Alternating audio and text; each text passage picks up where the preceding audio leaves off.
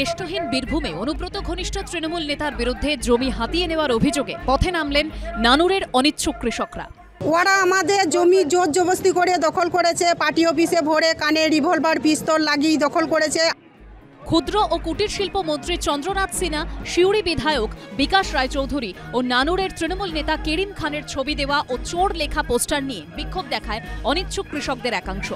মঙ্গলবার নানুরের বিডিও অফিসের সামনে বেশ কিছুক্ষণ বিক্ষোভ দেখান কৃষকরা। আমাদের অভিযোগ যে আমাদের জমি আমরা ফেরত চাই, আর কেরিম খান, বাপ্পা, মাখন ওদের শাস্তি চাই। আমরা সেই জমি এই যে 3 বছর যে দখল করেছে তার ক্ষতিপূরণ আবার প্লাস আমরা জমি ফেরত চাই আর ওদের শাস্তি চাই। স্থানীয় সূত্রে খবর, 2021 সালে নানুরে মিলন মেলা ওয়েলফেয়ার সোসাইটির নামে প্রায় 30 বিঘা জমি অধিগ্রহণ করা হয়। তৎকালীন বীরভূম জেলা পরিষদের পূর্ত কর্মাধ্যক্ষ ও তৃণমূল নেতা আব্দুল করিম খানের নেতৃত্বে চলে জমি অধিগ্রহণের প্রক্রিয়া। এলাকার কৃষকদের একাংশের অভিযোগ, জোর করে বেশিরভাগ জমি কেড়ে নেন করিম খান ও তার দলবল। কিছু মানুষ ক্ষতিপূরণ পেলেও বেশিরভাগ কৃষক ক্ষতিপূরণ পাননি, জমির কোনো রেজিস্ট্রি হয়নি। আমাদের অভিযোগ হচ্ছে মেলার মাঠে জায়গা জোর করে নিয়েছে করিম ভাই, করিম খান জোর করে ঘিরে নিয়েছে। তার জন্য আমরা আন্দোলন করছি, আমরা সমস্ত চাষি, যে না আমাদের জমি যাতে অবিলম্বে ফেরত দেওয়া হয়। বিক্ষোভের পর বিডিওর কাছে ডেপুটেশন জমা দেন অনিচ্ছুক কৃষকরা।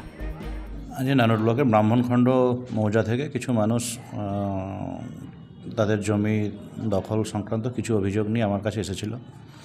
তো তাদের সঙ্গে কথা বলে যেটা বুঝতে পারলাম, বিষয়টা সাবজুডিস আছে আর রেকর্ড ওনারা কিছু জমা দিয়েছেন। আমি সেটা আমাদের ভূমি দপ্তরের সঙ্গে ট্যালি করে দেখে আমাদের হায়ার অথরিটির সঙ্গে আলোচনা সাপেক্ষে আমরা যথোপযুক্ত ব্যবস্থা নেব।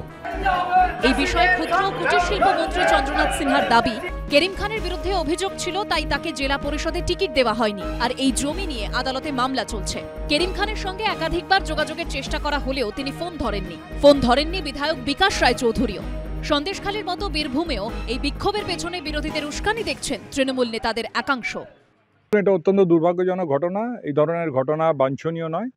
জানি না কোনো বিরোধী পক্ষের এতে কোনো উস্কানি আছে কিনা, তবে এই ধরনের ঘটনা একটা ল অ্যান্ড অর্ডারকে ডিটোয়েট করতে সাহায্য করে। সন্দেশখালী পথ দেখিয়েছে, পরিবর্তন আনবে বাংলায়। আজকে সন্দেশখালী না হলে এই নানুরের হতদরিদ্র কৃষক পরিবারের মানুষজন সাহস পেত না এটা বলার যে তৃণমূল কংগ্রেস জমিচোর, প্রকৃত জমিচোর তৃণমূল কংগ্রেস। এরা মাটি মানুষের কথা বলেছে।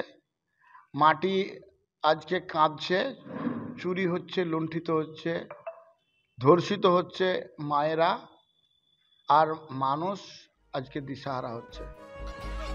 জোর করে জমি দখলের অভিযোগে উত্তাল সন্দেশখালী। এই আবহে বীরভূমে শাসক নেতার বিরুদ্ধে জমি হাতিয়ে নেবার অভিযোগ লোকসভা ভোটের আগে শাসক দলের বিড়ম্বনা বাড়াবে বলেই মনে করছে রাজনৈতিক মহল।